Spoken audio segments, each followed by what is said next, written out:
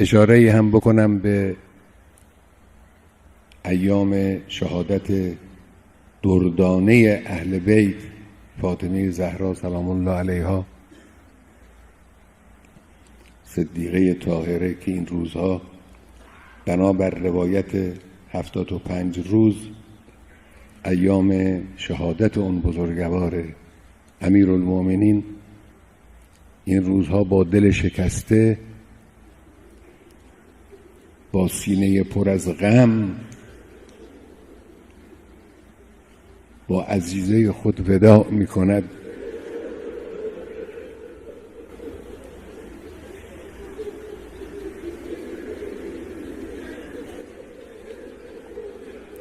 ودیعه گرانبهای پیغمبر رو به او بر می گرداند.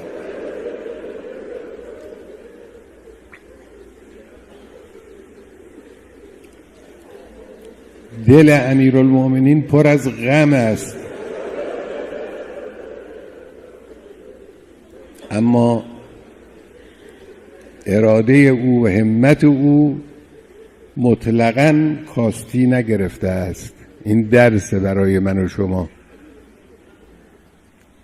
گاهی دل از غم مالامال می شود. هست از این قبیل قضایا در زندگی انسان، چه زندگی فردی چه زندگی اجتماعی،